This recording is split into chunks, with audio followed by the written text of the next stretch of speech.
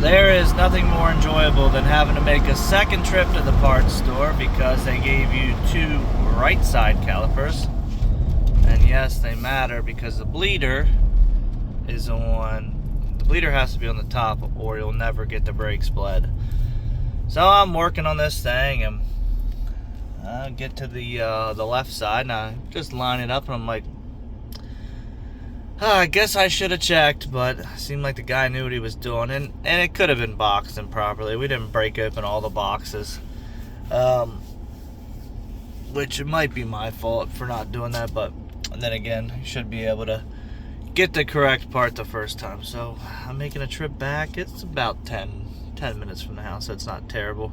My old house is about a 30-minute drive to get to any parts store, so would have been a little more frustrating there, but I was all dirty. I was like, man, I'll just knock this out real quick, and then come to find out I gotta run back out. So I'm on a little bit of a time crunch today.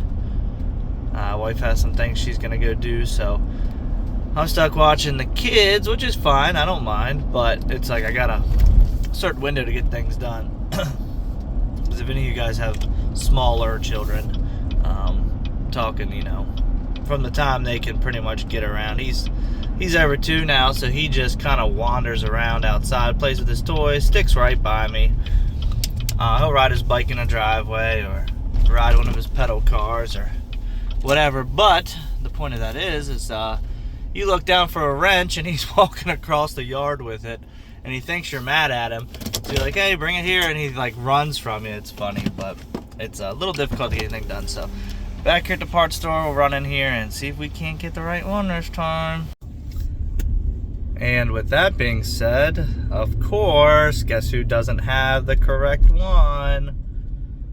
So now I'm running another 20 minutes away to a Napa that's open on Sunday. They show they have a couple of them, so he already called over there and they're gonna pull it and just swap it out for me and bill them or whatever, how they do it. So we'll see if this is the correct one, but it's like, I get it though. I get it. He was like, oh crap, when I walked back through the door because he knew something was wrong, but hard to tell what happened. Maybe boxed wrong, but we'll see when we get to this place. Make sure they have the right one. So I gotta leave for Texas in the morning. Coming against the wire because I have been doing other things this weekend, hanging out with the kids and whatnot, so I didn't really work on my truck, thinking it was going to be an easy job on an easy job on a Sunday to get done. Alright, well, off on another trip. First off, if I sound like crap, I still got a little congestion going on. I think it's allergies. I don't think it's anything more than that. So trying to drink a bunch of water, get through that, and then we're not moving right now. We're sitting in traffic, so if you hear a bunch of wind noise, it's extremely windy here today, and I'm wondering if that's why there's an accident up here. If somebody got blown around, maybe a empty dry van or a camper or something, because I mean the wind's not that bad, but it's still blowing pretty good. I'm pulling my single car enclosed behind me. I've got brand new CTSV Blackwing Cadillac, 6-speed manual. It's actually headed to Hennessey Performance in Sealy, Texas, right outside of Houston. It's going down there to get a 1,000 horsepower package. So I don't know what all they include in that, ported blower, or they upgrade the clutch too, I'm not sure. But maybe when I'm got some downtime tonight, maybe I'll look to see what all that involves on their website. I just know I gotta get it down there safely. But right now we're sitting in traffic. What else is going on? So just had 2 cars brought in from Texas. They were delivered over the weekend, which was nice. 2 trucks for a Copart buyer of mine, and then I had a little bit of a situation, got a little stressful on Saturday, I guess it was. So the guy who dropped off those trucks, flawless drop, doesn't speak any English, I know his boss and the owner of the company, so that's why I kind of texted him and said, hey, I saw you post that you had a truck in Texas. I got 2 trucks in Texas. I need to come to Pennsylvania. Are you interested? So I got them up here, and before they left, or before they got here, I was like, hey, I've got 2 more down there, one in Texas, one in Missouri. Are you interested? He said the driver really wants to go to Florida. I guess he lives in Florida, and wants to check things out after the hurricane. So I said, no problem. Matter of fact, I think I have a vehicle that needs to go to Florida. It's about 30 minutes away from your drop. Would you be interested? He said, absolutely. And they got that picked up. They didn't want their driver handling the cash, and I don't know why. Like, they don't want him to know what the load pays or whatever. That's none of my business. I said, well, this guy always pays cash. I said, I'll get the cash from him, and I'll just pay you guys for it. I know the guy. I've hauled this route a couple times for him, going back and forth to Florida. But while that was going on, another customer of mine that we had waited out the hurricane for, he was all of a sudden in a hurry to get his car to Florida. I'm on my way to Texas. I was like, I'm taking lady that lives in your neighborhood down next week. Can I do it then? And he was not happy about that. So I was like, well, let me figure it out. I said, I got other options. Let me see what I can do. And sure enough, I found a guy that had 9 cars sitting in New Jersey. Car fell through from Mannheim in New Jersey. He's like, hey, I got an extra spot. Can we grab it in like an hour? I said, I'm sure that's fine. He wants to get it down there because it's packed full of like breathing machine and medication and stuff, because they fly down. Stuff they can't fly with. He scuttled over there and was over there in an hour, got it picked up, and that car's already been delivered in Florida, which is nice. So took care of that customer. He was a little upset at first. I was like, hey, let me give me 30 minutes. Let me figure something out. Like, I didn't know you were in such a hurry, because you weren't in a hurry because of the hurricane. Now we're in a hurry. It's like, I get it. It is what it is. So got him taken care of, and I was kind of like, talking to him. I was like, there's 2 options right now in this world. It's like, either you get good service or you get cheap service. The good service is usually fast service, so you got to pay for it. Like, a lot of these people want their vehicles hauled. They don't like when people can't speak English when they come and load and unload their vehicles. Like, they can't communicate with them, so I get it. But it's like, when you're moving like scrap or salvage vehicles, sometimes it doesn't matter. Like, these guys will get them moved. Like, these, sometimes I bring these trucks in. It's like, if they don't speak English, it is what it is.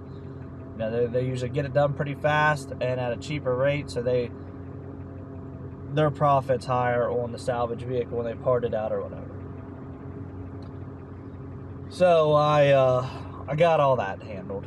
I just said, hey, and the guy who picked the car up to go to Florida, the guy that was a little antsy to get his car down here, that guy actually spoke good English, which I was surprised.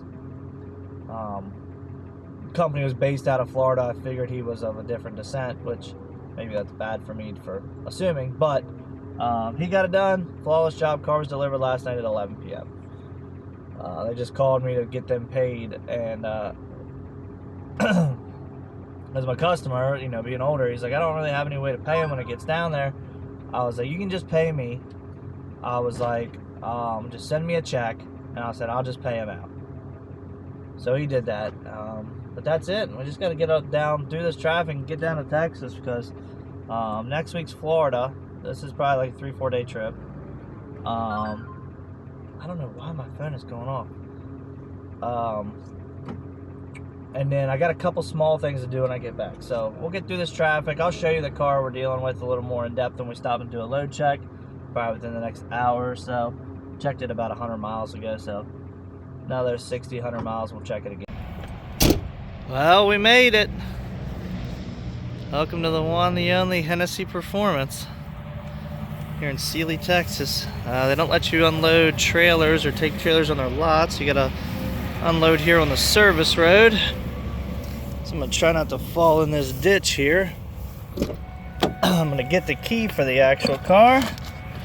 And we'll get it unloaded, and I'll show you guys the car before we take it in. You gotta call a number, and she'll give you a code to put into this gate here, and I can drive it up front for him, and then I'll know that when I come back to pick this thing up. No, you're not going to be able to see much because it's kind of dark in here, but she is. Get her unstrapped. Looks like the wheel strap stayed tight these last 100 miles because it's been a bumpy ride coming down I-10. So let's get all this out and get this thing fired up.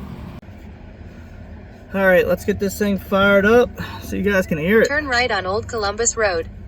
Then turn right on I-10 frontage road. Let's try this again. All right, let's get this thing fired up so you guys can hear it.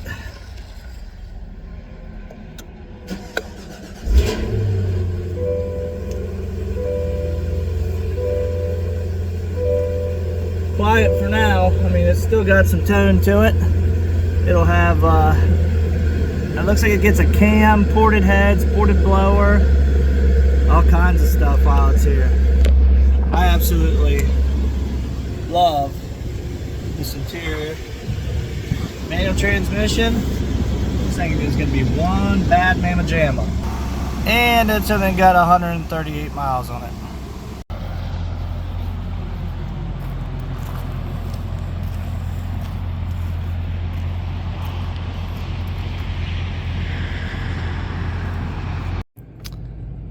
Well, it is 7:18 on a Friday night. Now, usually, back in my pastime, I would be out probably about 3 sheets to the wind at this point.